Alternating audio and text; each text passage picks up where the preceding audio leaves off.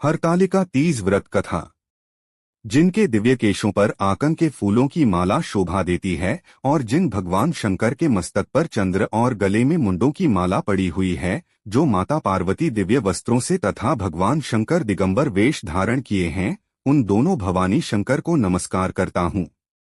कैलाश पर्वत के सुंदर शिखर पर माता पार्वती जी ने महादेव जी से पूछा, हे महेश्वर, मुझसे आप वह गुप्त से गुप्त बातें बताइए जो सभी के लिए सरल और महान फल देने वाली है। हे नाथ, यदि आप मुझसे प्रसन्न हैं तो आप मुझे दर्शन दें। हे जगतनाथ, आप आदि मध्य और अंत रहित हैं। आपकी माया का कोई पार नहीं है। आपको मैंने किस भांति प्राप्त किया है?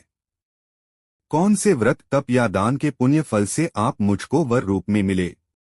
महादेव जी बोले, हे देवी, मैं आपके सामने उस व्रत के बारे में कहता हूँ जो परम गुप्त है। जैसे तारागणों में चंद्रमा और ग्रहों में सूर्य, वर्णों में ब्राह्मण, देवताओं में गंगा, पुराणों में महाभारत, वेदों में साम और इंद्रियों में मन श्रेष्ठ है, वैसे ही पुराण और वेद सब में इसका वर्णन आया है।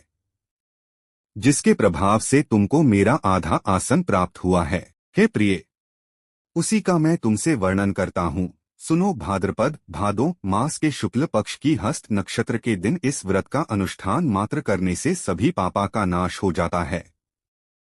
तुमने पहले हिमालय पर्वत पर इसी महान व्रत को किया था, जो मैं तुम्हें सुनाता हूँ। पार्वती जी बोली, हे प्रभु, इस व्रत को मैंने किस लिए किया था, यह मुझे सुनने की इच्छा है, सो कृपा करके कहें। शंकर जी बोले, आर्यावर्त में हिमालय नामक एक महान पर्वत है, जहाँ अनेक प्रकार की भूमि अनेक प्रकार के वृक्षों से सुशोभित है, जो सदैव बर्फ से ढके हुए तथा गंगा की कलकल ध्वनि से शब्दायमान रहता है। हे पार्वती जी, तुमने बाल्यकाल में उसी स्थान पर परम तप किया था और 12 वर्ष तक के महीने में जल में रहकर तथा बैशाख मास में अग्नि में प्रवेश करके तप किया। सावन के महीने में बाहर खुले में निवास कर अन्न त्याग कर तप करती रहीं। तुम्हारे उस कष्ट को देखकर तुम्हारे पिता को बड़ी चिंता हुई। चिंता में वह सोचने लगे कि मैं इस कन्या का विवाह किससे करूं। एक दिन नारद जी वहां आए और देवर्षि नारद ने तुम शैलपुत्री को देखा।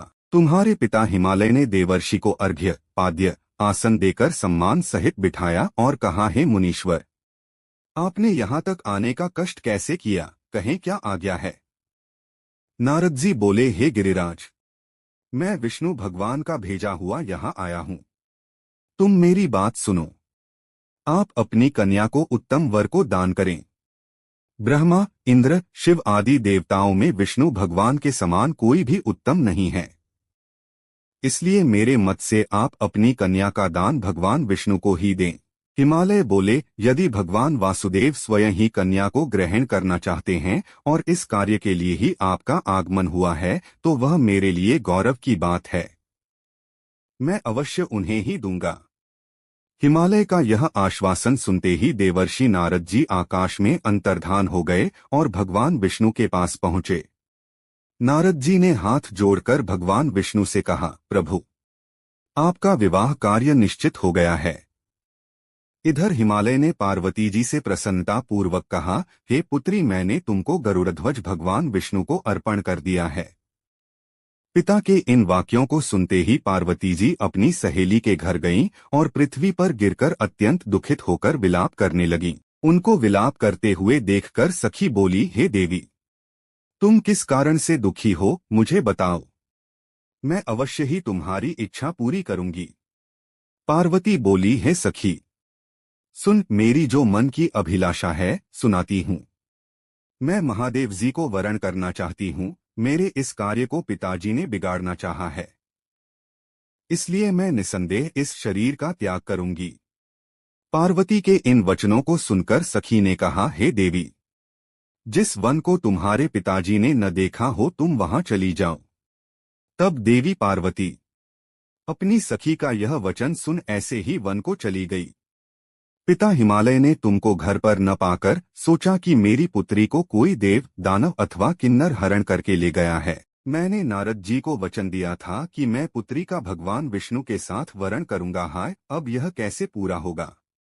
ऐसा सोचकर वे बहुत चिंतातुर हो मूर्छित हो गए। तब सब लोग हाहाकार करते हुए दौड़े और मूर्छा दूर होने पर गिरिराज से बोले कि हमें आप अपनी मूर्छा का कारण बताओ। हिमालय बोले, मेरे दुख का कारण यह है कि मेरी रत्नरूपी कन्या को कोई हरण कर ले गया, या सर्प ने काट लिया, या किसी सिंह ने मार डाला। वह ने जाने कहाँ चली गई, या उसे किसी राक्षस ने मार डाला है।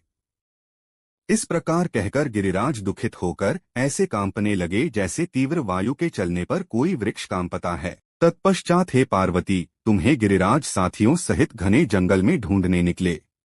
तुम भी सखी के साथ भयानक जंगल में घूमती हुई वन में एक नदी के तट पर एक गुफा में पहुंची।